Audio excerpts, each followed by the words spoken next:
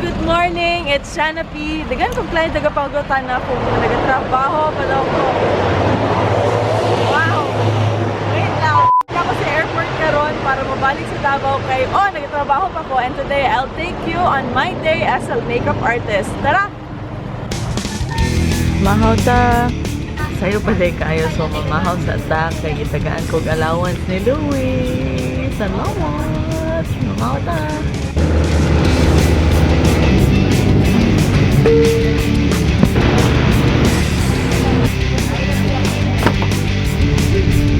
Yay, ka-traffic!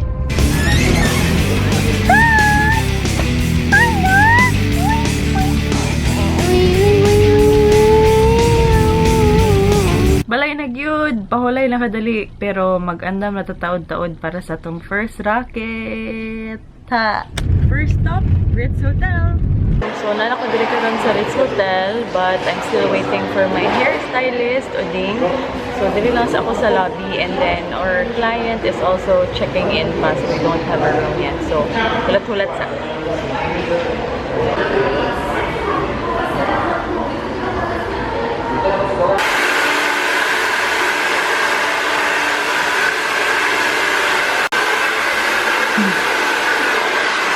Second time around, every year ba?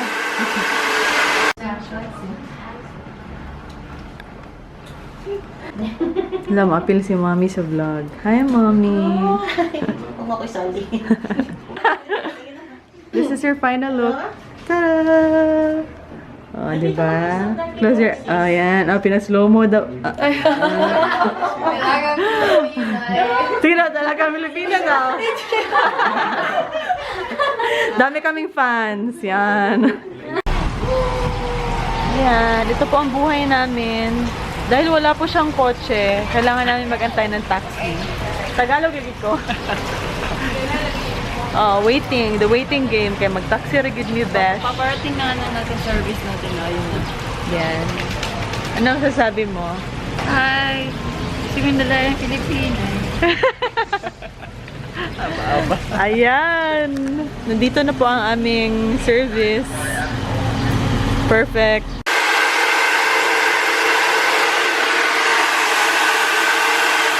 Ma'am Ann is done, and we're just waiting for Ma'am Grace.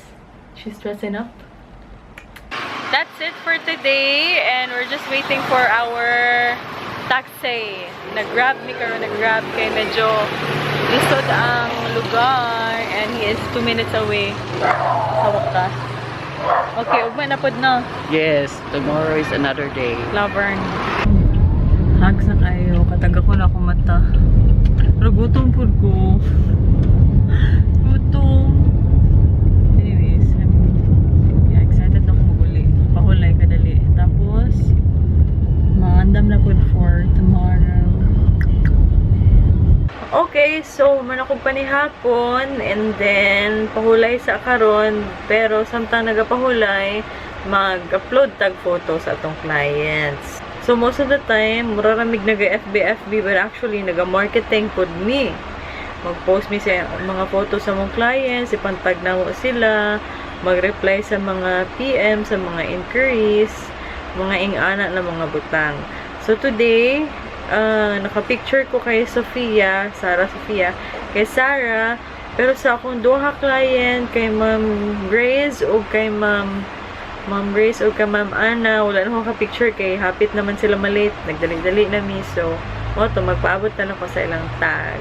O diba, abin nyo, nag-Facebook lang mi, pero naningkamot mi besh, maski sa Facebook, trabaho gihapon. O diba, manay akong makeup album. Tapos, muna si Sarah. So, guwapa. Ganun pa akong i-prepare for tomorrow, actually. But, pahulay sa, and I think, magtiwas ko og tanaw sa katong gi-download na ako nga Netflix. Actually, na ako siya sa airplane. Pero kanang nagduko ako sa airplane, so wala na ako siya natiwas. Muna akong way of resting. Magtanaw ko og kanang ginahan ako na salida, and then higda lang magtanaw, and then after that mag-andam na para okay, boring yun na vlog, no? I don't know. Anyway, Yeah, mao to. Amot na ko makalahutay kog vlog tomorrow no kay murag this is my first day of vlogging my life as a makeup artist. So murag nahago na gud ko. Good luck na lang ugma, but sige lang. Try pa nako. Kaya pa naman. Okay, video on how I prep my brushes and my makeup kit before going to a gig. So, usually if I have time, let's say a few days, cleaning the brushes, very important. Importante gid kay nga maglimpyo og brush. Kung mahimo lang magkambyo tag brush every client.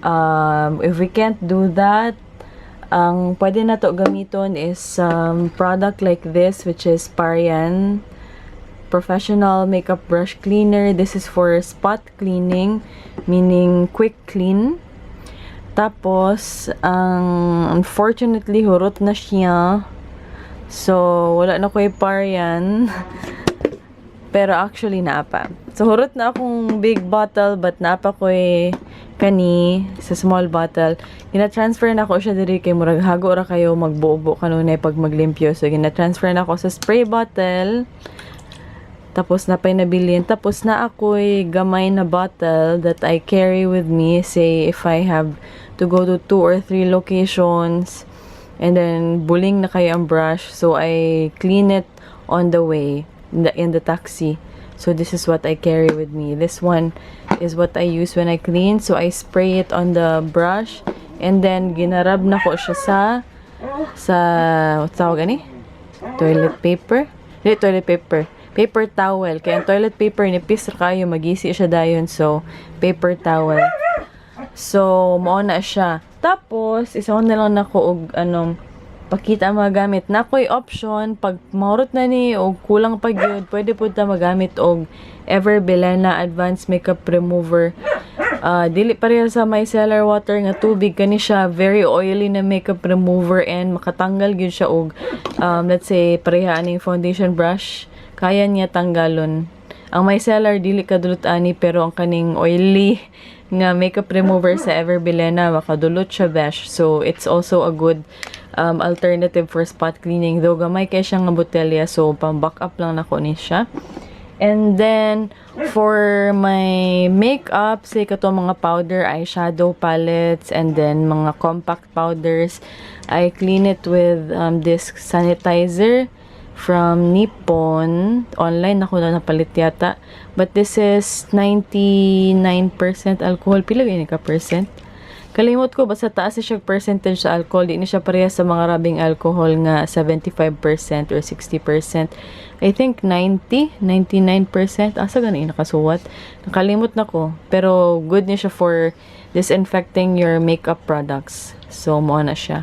So, mo na akong ginabuhat. And then for sponges, I just use Safeguard. So, I rub the sponge on Safeguard and then rinse it and then I wash it. O niya, mo na to siya no, kay murag nasamot o kadugay no, kay nag-vlog pa ko. Okay, malimpin ako kay nagabiin na kayo. Mas ginaan ko sa nozzle ani, so doon na lang nako ni siya una. Transfer na ako. Mas dili sa ako lang ha, dili siya mas makatipid ka kung spray kay matouch gid niya ang kanang ma-spread niya ang product kumpara sa i-dip nimo siya kung hindi ma-absorb gyud, so daghan kay kag magamit nga product ana siya. Tapos, matanggal dayon niya ang mga powder sa imuhang brush. By the way, mo niya akong favorite nga brush for powder. And then, tapos, actually, tinuod lang, no, sa kaning mga ingani, duo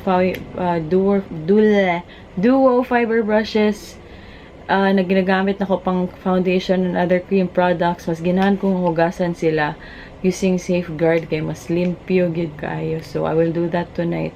Siguro din na ako na i-video kay hugs na kaayo, mahilan man sa akong tingog, no. I just wanna get over this and clean it quick and matulog. Yeah. But anyway, yeah, malimpyo na ko pinaabtek. That's how I do it.